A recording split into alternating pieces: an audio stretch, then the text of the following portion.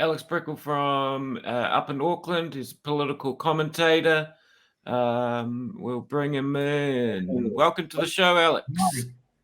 Morning. We've got Alex on today to sort of, I guess, round up the politics of the week, or sort of look at towards the election, and sort of maybe assess where Labour and National are at. Alex, maybe I'll start with a sort of the question: will Labour win the next election?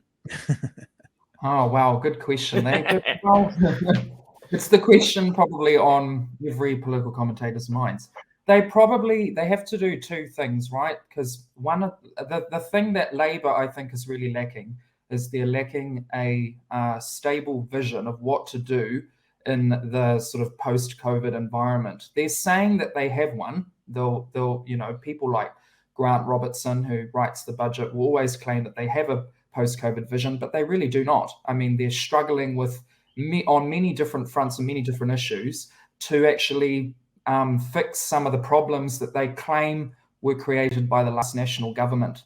And so what they really need to do is simply to deliver on some of the promises that they made in the previous election campaign and the election campaign before that. They came up with a slogan, I think it was for their second year that they were in power, or that this year would be the year of delivery. And it turns out to have not really delivered very much, except, of course, the necessity of a COVID response.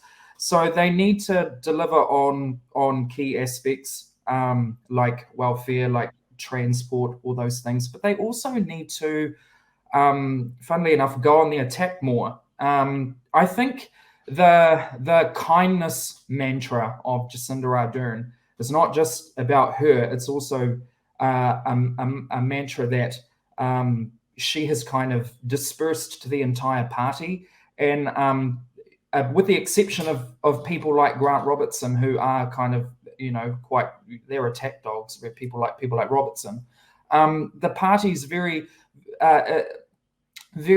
slow to attack National on some of the areas where they actually are vulnerable to attack. Like, for example, National's latest tax policy. They haven't done, I think, enough to come out publicly and say exactly why National's tax policy is economically silly in this current time. They're touting, National's touting it as a solution to inflation, but it is a policy that is itself inflationary. I mean, that contradiction needs to be brought into the public space. So that's really what Labour needs to do. And on tax itself, I mean, we had a wonderful, again, a promise of some kind of future in the tax area with the tax principles legislation that David Parker came up with this week.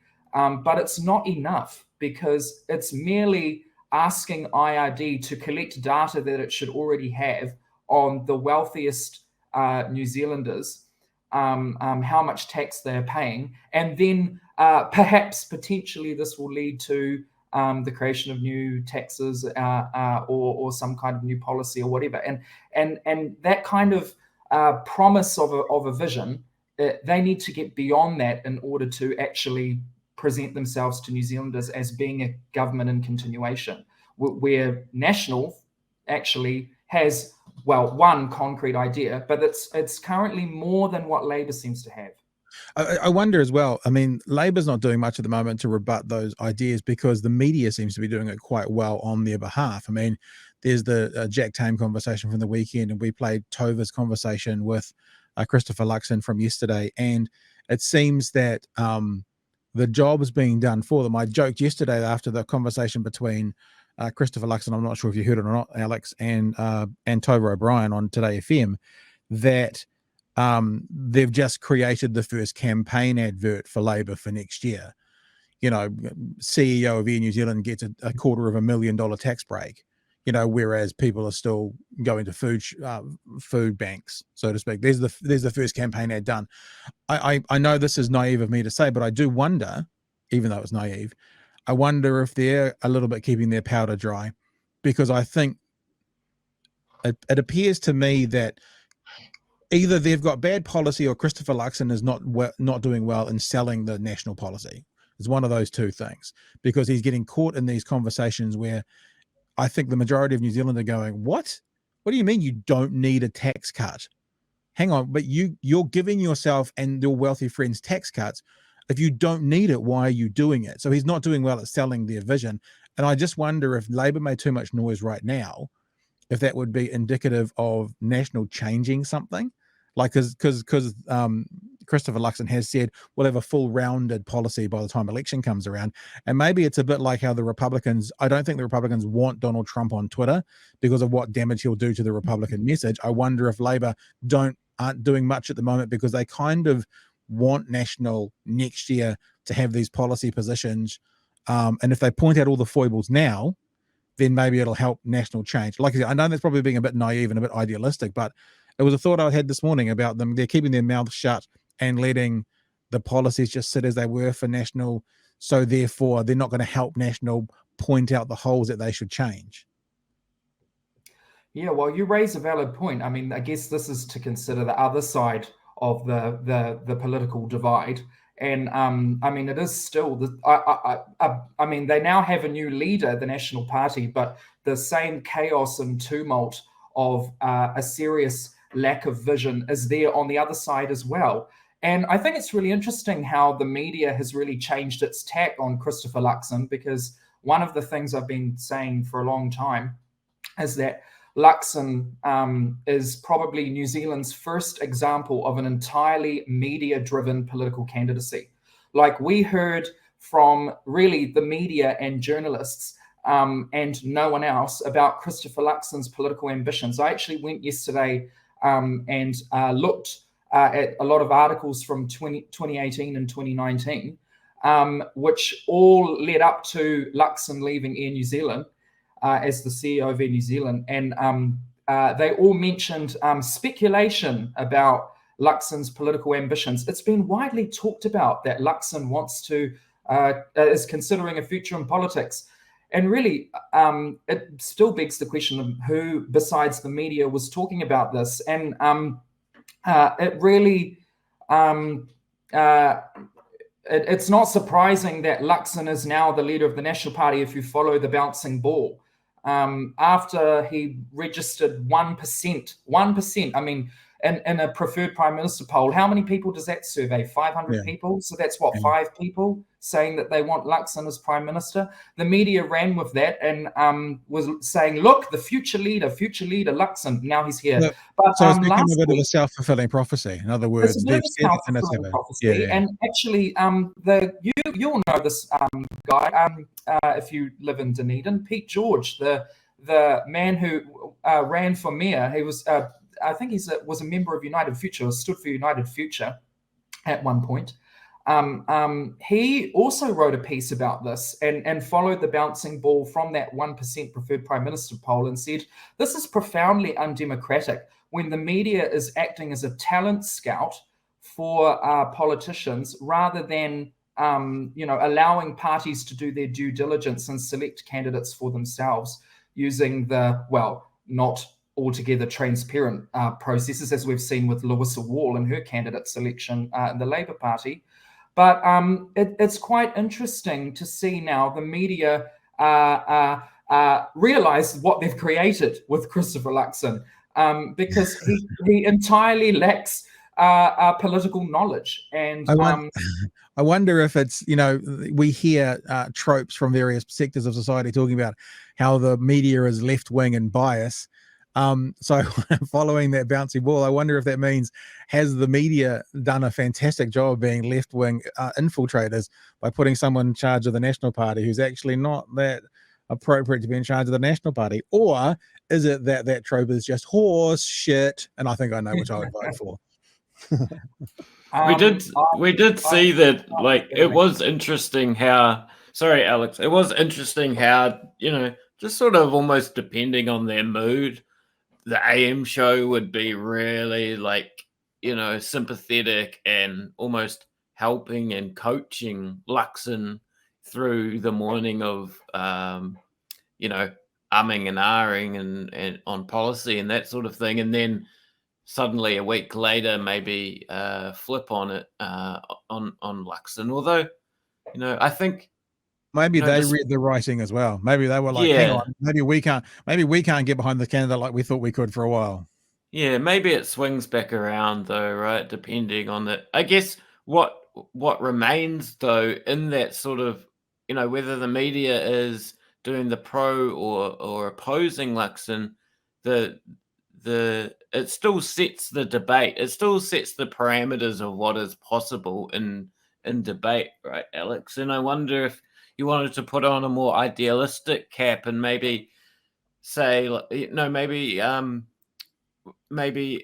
you know, have a chance to, I mean, if you had the chance to, I guess what I'm getting at is like, are we having the right debate about tax, for example? Is this the debate that New Zealand politics should be having, or is there something else that Labour or other political groups should be encouraging us to talk about?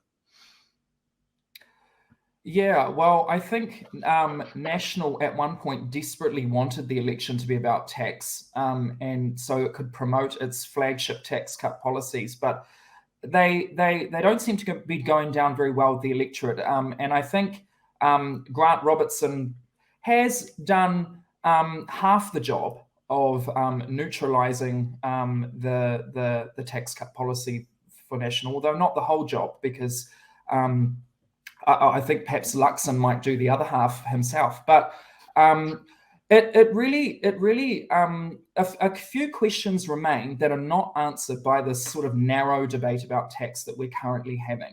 And I think that's why the electorate has every right to be disappointed in Labour's kind of weak solution to the issue with the tax principles bill that was produced this week. Because we have a problem at the moment still that remains from, 10, 15 years ago in the housing market that needs to be talked about and is currently being avoided because it's inconvenient for the Labour Party to talk about, because they have only presided over really failures in this area.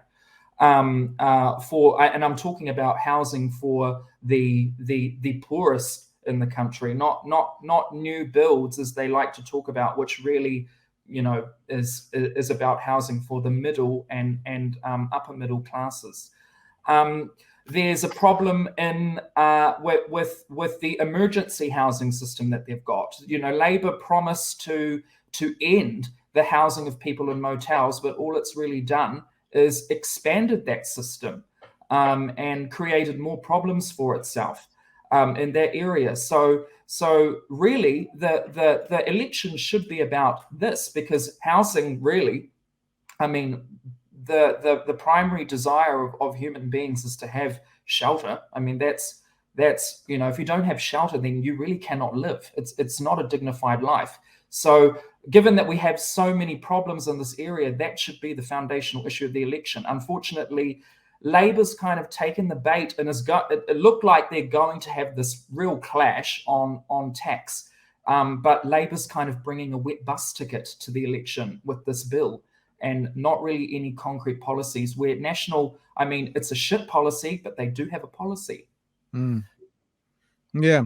I think about the American election system, and I think they start campaigning for president about 2 to 3 years out from the next. I mean, they're doing it now, and it's 2.5 years away, or whatever it is.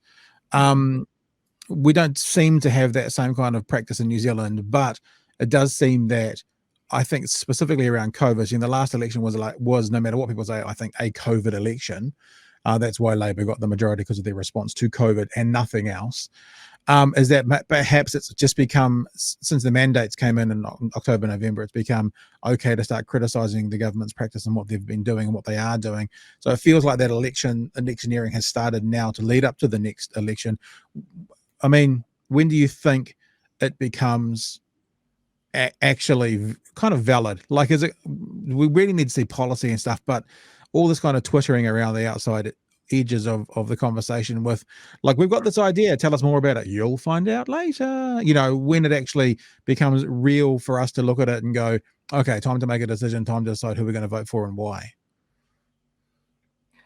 Oh, when does it become valid? Well, I guess the New Zealanders, I mean, politicians perhaps are aware of the audience that they have. I don't think New Zealanders would take kindly to a 2.5 year long political campaign. I think they would be profoundly sick of it by the end of it.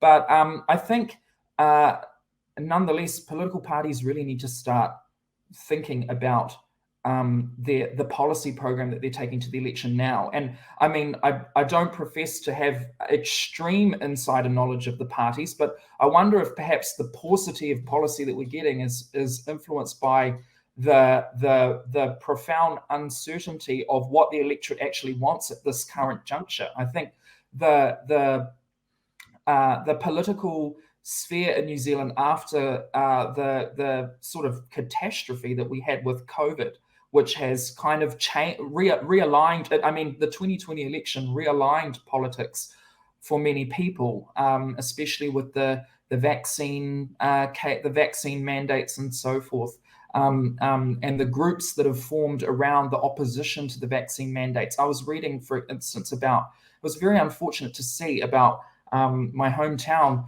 with the closure of the Marsden Point oil refinery and the protests that are going on around that. And I think those protests are really are very legitimate about the closure of the oil refinery. But it was very distressing to see that the people leading those protests, a lot of the self-proclaimed leaders of that protest, are the very same people who were occupying Parliament grounds in Wellington. And so you've got a kind of chaos with respect to political alignment. Maybe that's why political parties are a bit unsure about what foot to lead with.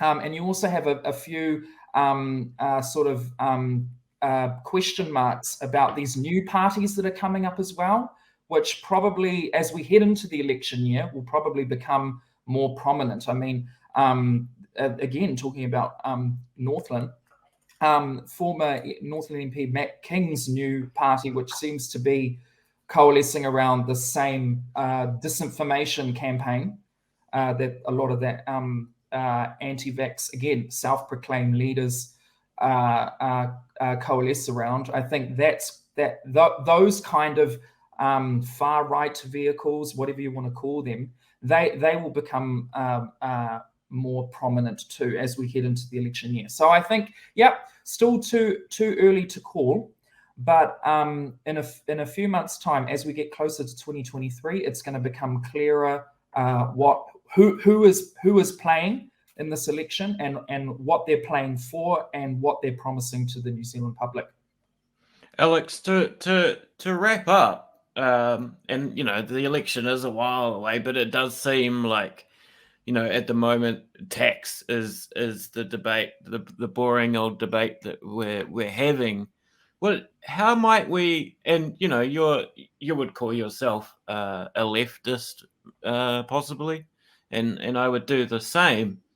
What are the prospects for a movement like that in New Zealand? Maybe, you know, in the sort of medium term or before the election. Like, how do we, you know, is it a case of influencing the Labour Party? Is it a case of sort of extra parliamentary movements? Is it a case of maybe even trying to harness that populism that you described of the people protesting, but sort of being maybe a sort of diffuse group of people that maybe needs more direction and so forth? What are the prospects for an actual leftist movement in New Zealand? And does it sort of maybe suffer from, I guess, Jacinda and the Labour Party sort of having such a hold on that political space? Yeah, well, I hate to be the bearer of bad news, but in the short term, it's not very good.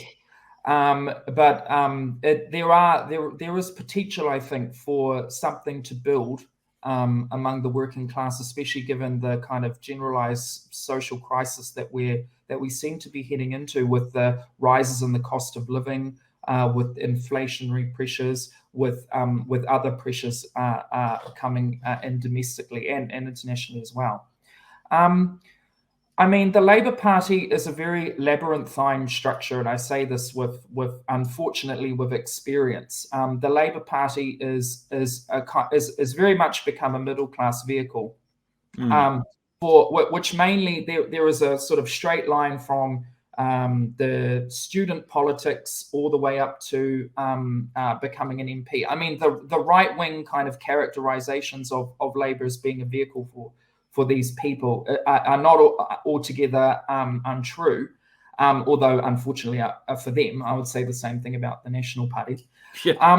For the prospects of a left-wing movement, well, unfortunately, the left in recent history has not had a very good run with respect to who it involves itself with and the types of vehicles that they have relied on in recent history to become elected. I mean, we had obviously the collapse of the alliance in 2002. That's what a lot of people look to as being like the halcyon days of the 20th century left, which lasted in the 20th century a grand total of 2 years.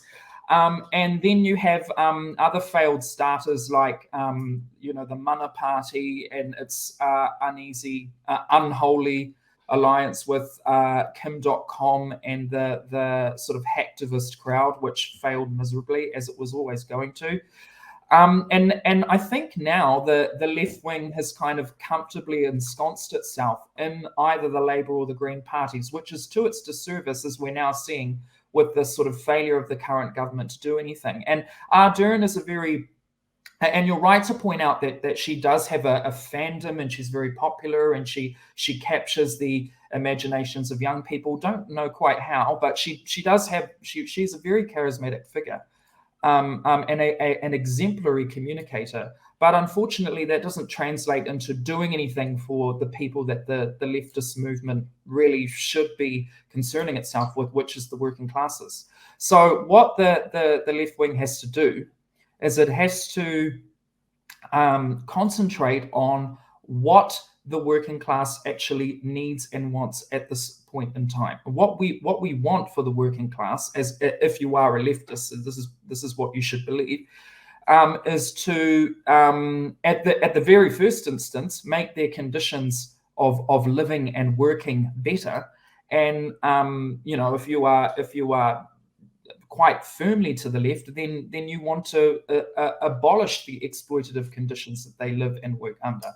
And presently, the left, the left as it is established now, seems either to willing to accept those conditions, or they don't even acknowledge or think about the conditions of the working classes. So that's a huge problem with being ensconced in the Labour and Green parties, is that they're not really currently thinking about this, and not even the Green Party, not the Māori Party. They're not thinking about this either, although they might make gestures to that effect, but it's not translating into anything concrete. So that's what a leftist movement has to do, is reconfigure and realign itself with the needs and desires of the working classes. Sweet. Well, thank you very much, Alex, for popping in and having a look towards the election. And yeah, hope to see you again one day as well. You're more than welcome to come back on whenever you want. So yeah, thanks. Sure. Thanks for having me on, guys. Sweet. Good chat.